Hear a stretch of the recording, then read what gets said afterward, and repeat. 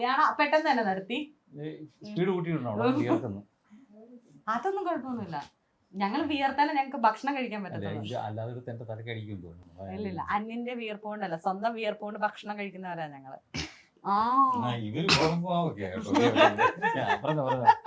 അല്ല ചേച്ചി, അന്നേരം ഇപ്പം അന്നത്തെ കാലത്ത് ഇപ്പം ചേട്ടന്റെ ആലോചന വന്നപ്പോ നിങ്ങൾ അറിയുന്ന കുടുംബമായതുകൊണ്ടാണ് പെട്ടെന്ന് കല്യാണം നടത്തിയത്.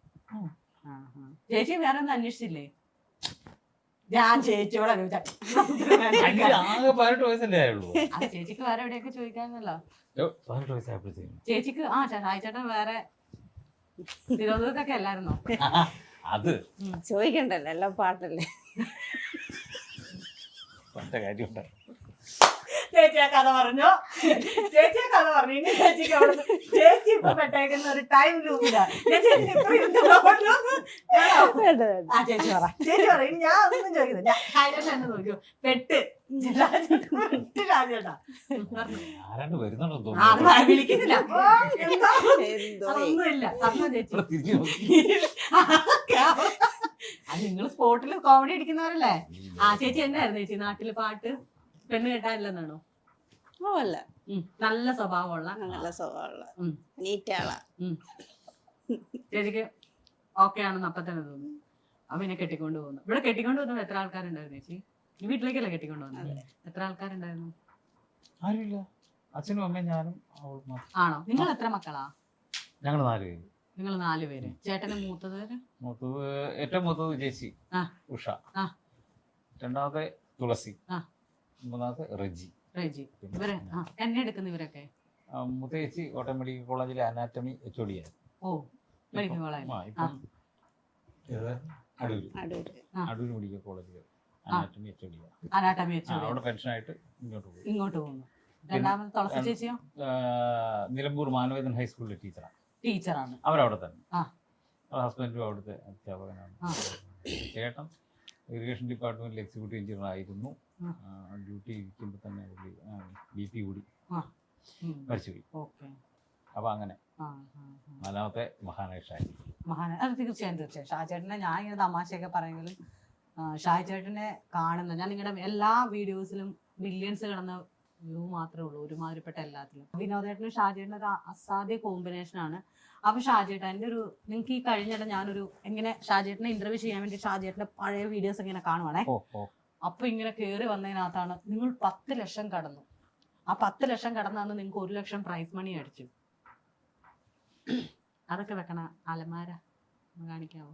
ഇവിടെ അങ്ങനെ പ്രത്യേകിച്ച് അങ്ങനെ അലമാര പൈസ വെക്കുന്നത് അവിടെയാണോ? പൈസയോ? പൈസ നമ്മൾ അതിപ്പം കാണാനൊക്കത്തില്ല. അതിന്റെ മൂളോശം അതാ കാരണം ഇവിടെ കൊണ്ടുവരുന്ന പൈസ എല്ലാം നമ്മൾ അടുക്കി വെച്ചിട്ടേ അപ്പം അത് കാണാനൊക്കത്തില്ല, അത്രയ്ക്ക് ദൂരമാണ്. കാരണം ഇതിന് ചെലവില്ലല്ലോ പൈസക്ക്. നമ്മൾ ആഹാരം കഴിക്കത്തില്ല, കറണ്ട് ചാർജ് കൊടുക്കണ്ട, ഗ്യാസിന് പൈസ കൊടുക്കണ്ട, വസ്ത്രം പോലും ധരിക്കത്തില്ല നമ്മള്. അപ്പൊ അതുകൊണ്ട് പൈസക്ക് ചെലവില്ല നമുക്ക്. അങ്ങനത്തെ കാര്യം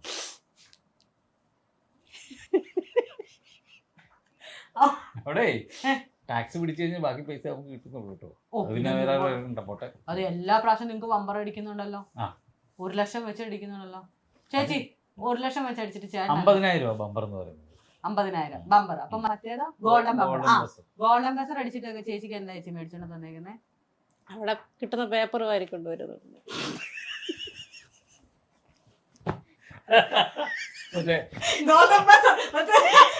നിങ്ങളെ പറ്റിച്ചോണ്ട് മഞ്ഞ ചേച്ചി അവിടെ കടിക്കുന്ന സാധനം ചേച്ചി എന്ത് കൊണ്ടുവരും? അവിടെ കിട്ടുന്ന പേപ്പർ ഒരു വാരി പോക്കറ്റ് ഇടുന്നുണ്ടില്ലേ, അതവിടെ കൊണ്ടുവരുന്നല്ലേ.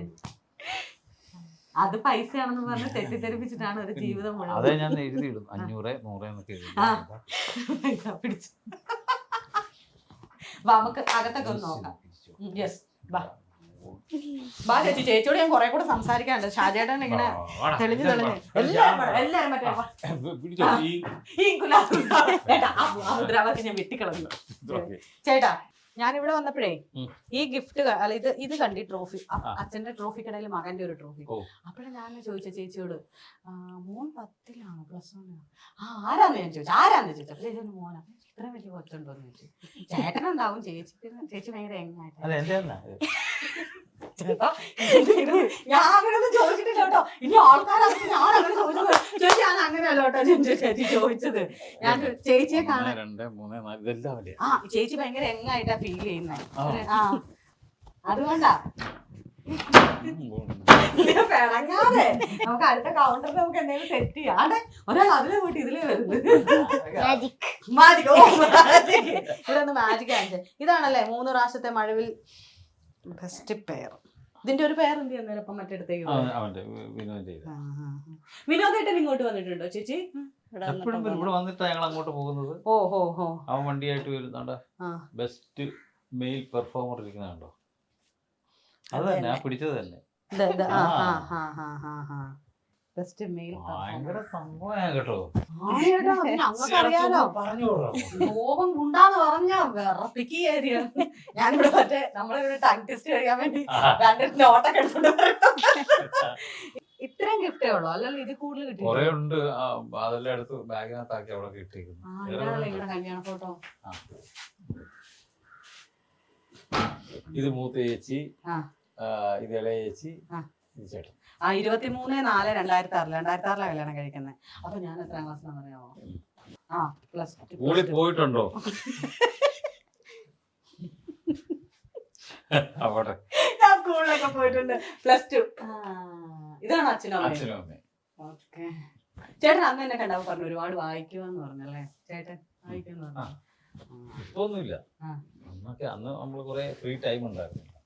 ഇപ്പൊ എങ്ങനെയുണ്ട് വർക്കൊക്കെ പോയിട്ട്? വർക്കെല്ലാം കുഴപ്പമില്ലാതെ പോകുന്നു. അല്ല ചേച്ചി, ചേട്ടൻ പോകുന്ന ഒരു ദിവസത്തെ വർക്ക് എന്ന് പറയുന്നത് 8 അങ്ങനെയാണല്ലോ? എത്ര ദിവസം ചേട്ടൻ വർക്കിന് പോകുന്നത്? അത് നമ്മള് മനോരമ പോകുന്നത് 8 ദിവസം. 8 ദിവസം.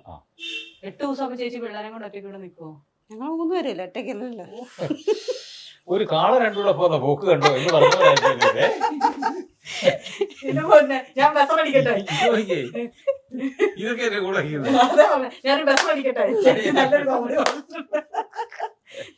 ചേച്ചി. അങ്ങനെയല്ല, ഹസ്ബൻഡ് ഇല്ലാണ്ട് ഞാനിങ്ങനെ ഒരു കുലസ്ത്രീ എന്നൊക്കെ ഉള്ള രീതിയിൽ ചോദിച്ചതാ.